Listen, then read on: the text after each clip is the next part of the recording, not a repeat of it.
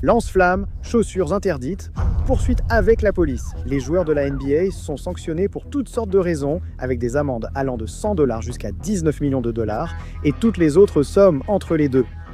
Commençons par Steph Curry, qui se fait sanctionner par sa mère, ce qui est plutôt ironique parce que sa mère est canon.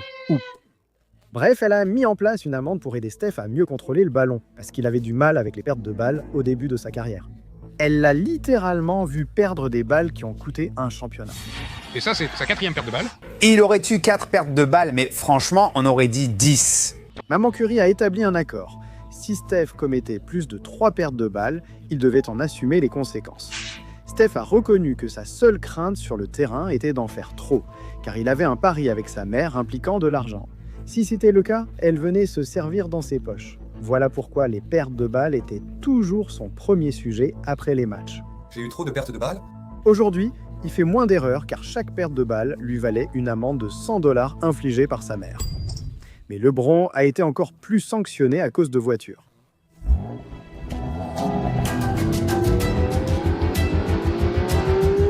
LeBron conduit toujours vite dans différentes voitures, mais un soir, il a été poursuivi par la police pour avoir dépassé 100 miles à l'heure. Il a reçu une contravention et a dû payer 259 $ d'amende.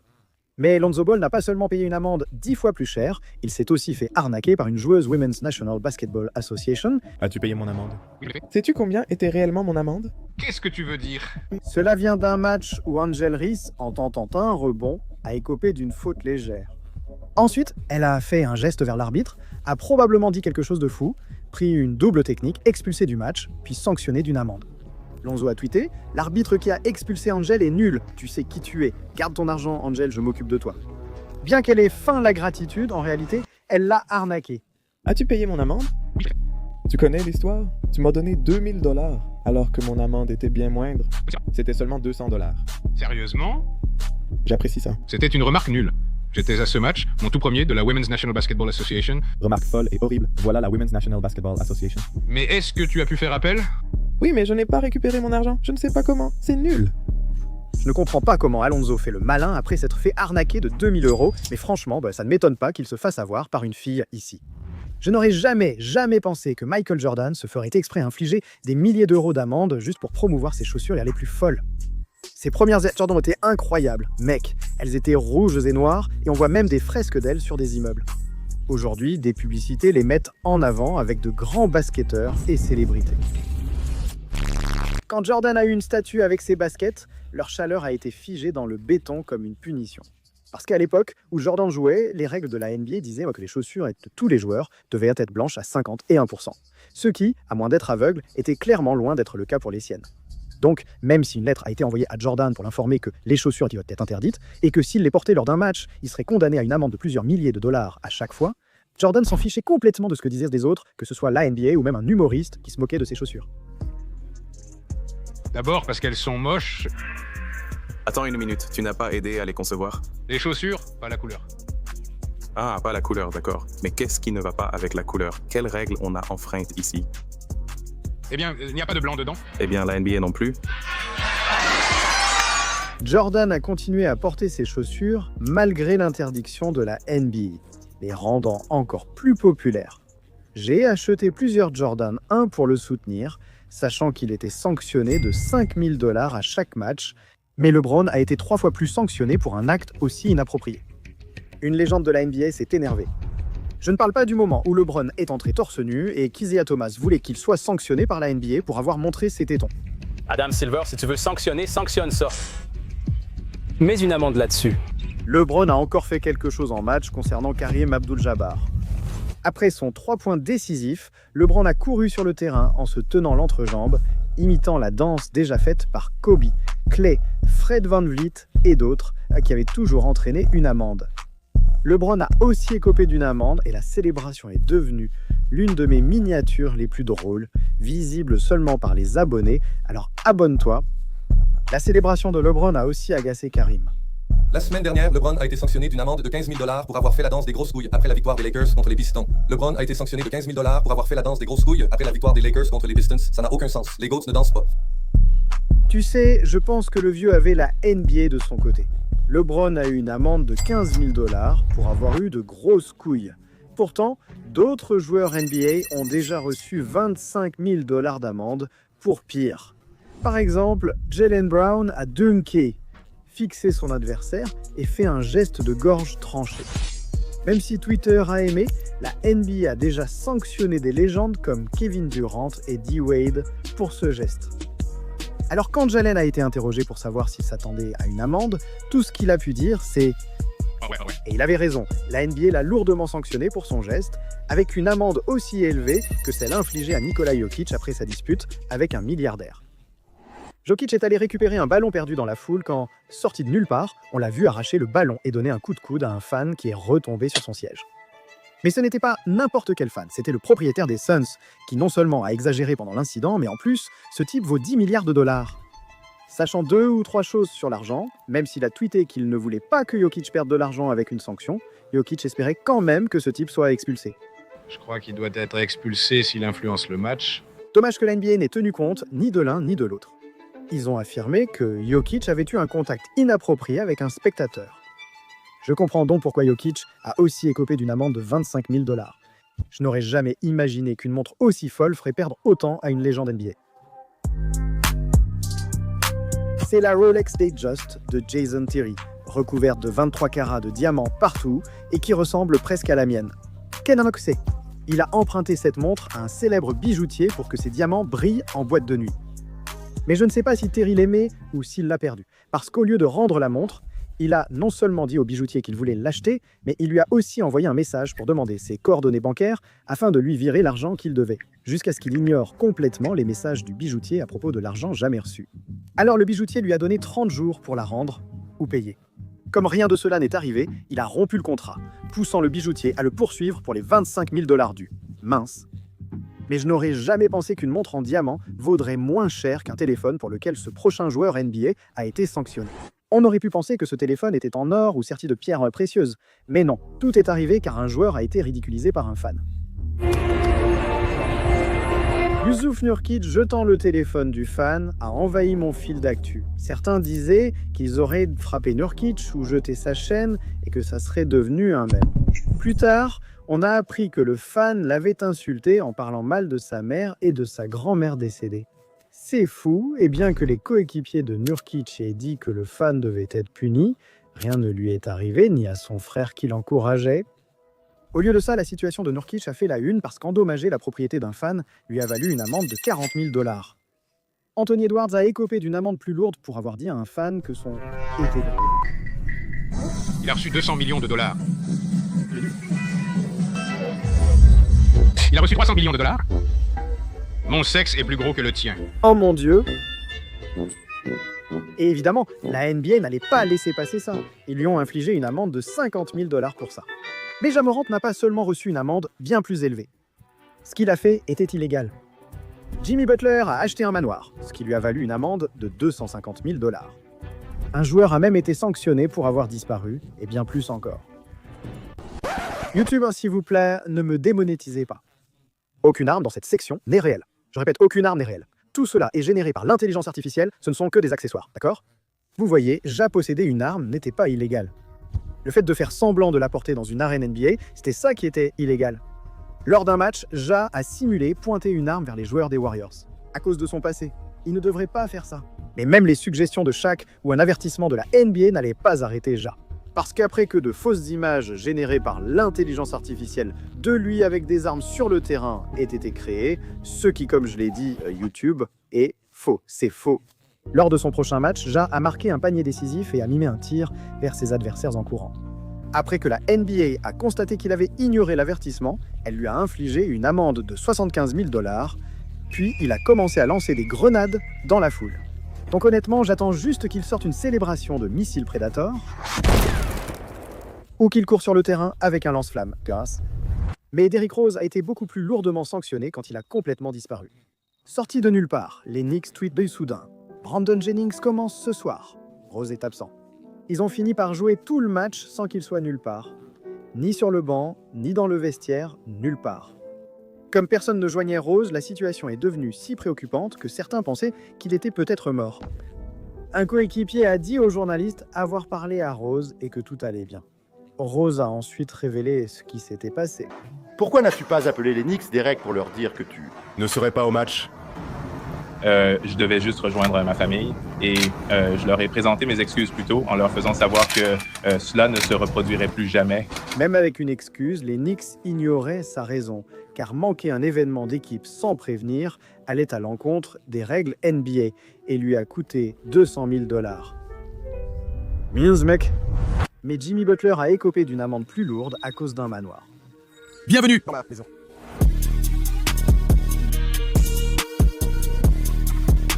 Cette villa à Miami, au bord de l'eau avec une immense piscine, était le lieu où Jimmy séjournait pendant sa location à 130 000 $ par mois.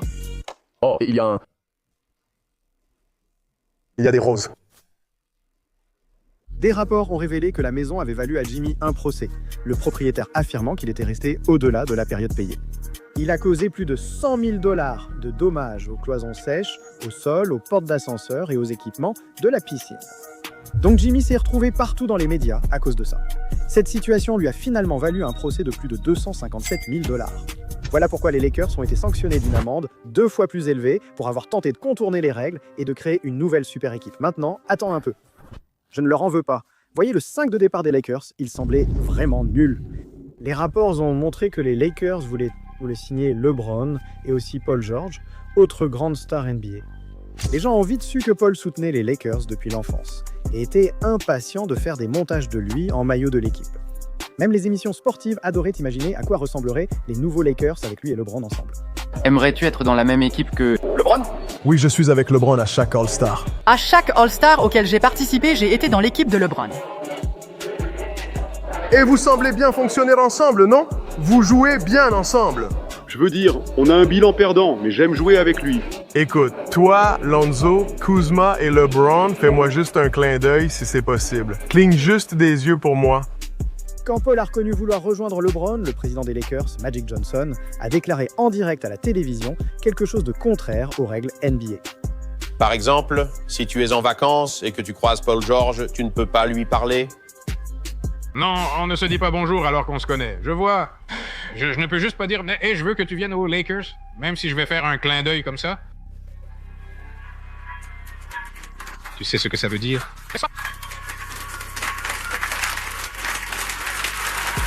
D'accord, ce n'était pas un gros problème, mais la situation a empiré quand la NBA a enquêté sur les Lakers pour manipulation. La NBA a instauré une règle interdisant à tout membre d'une organisation d'évoquer ou de contacter des joueurs d'autres équipes dans le but de les recruter.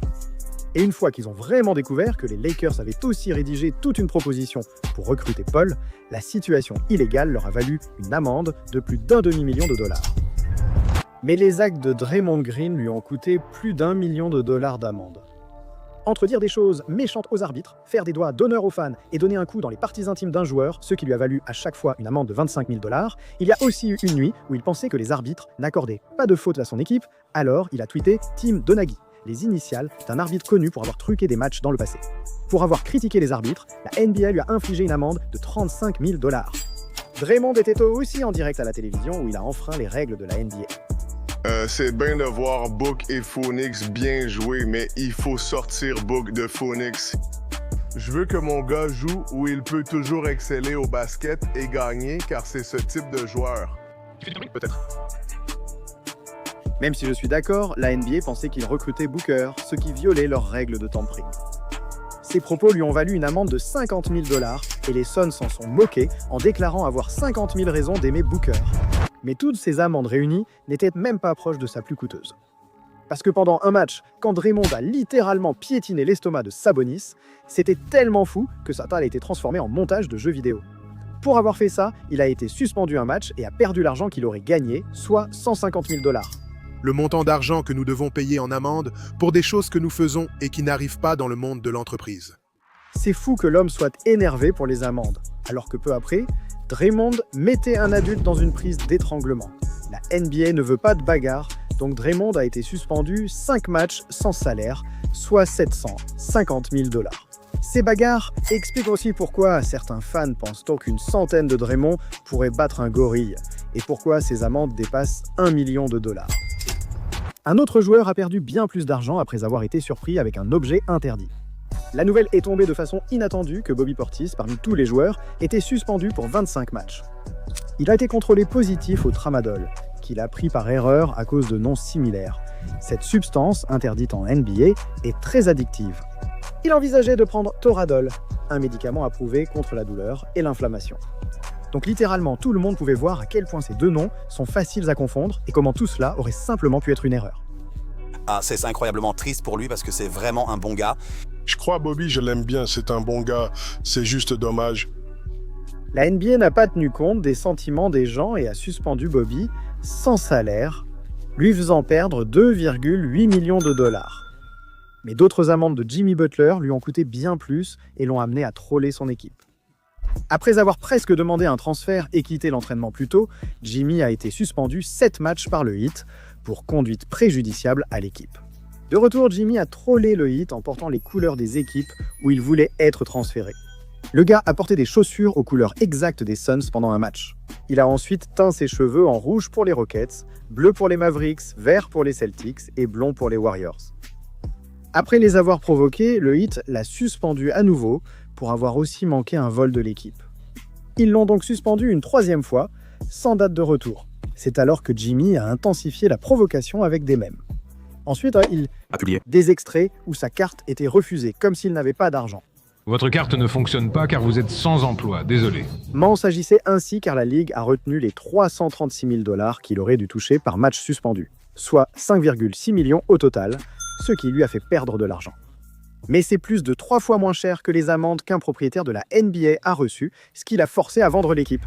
Robert Sarver pourrait simplement sembler être un grand-père inoffensif. En réalité, c'est l'ancien propriétaire des Suns qui s'est fait prendre à faire des choses vraiment folles. L'affaire a éclaté quand l'ex-entraîneur des Suns, Earl Watson, a accusé Sarver d'avoir tenu un propos raciste après un match. D'autres joueurs ont même soutenu cette accusation.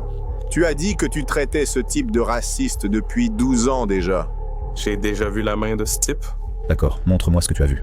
On m'a dit par quelqu'un de très proche dans l'organisation que c'était bizarre parce qu'il était toujours très cool avec moi en face. Non, je vais m'arrêter là parce que, comme je l'ai dit, à moins de savoir que c'est un fait, je ne peux pas vraiment m'avancer là-dessus. Mais ensuite, j'ai entendu, tu sais, de mon ancien coéquipier qui était entraîneur principal là-bas, qu'il y avait de vrais racistes.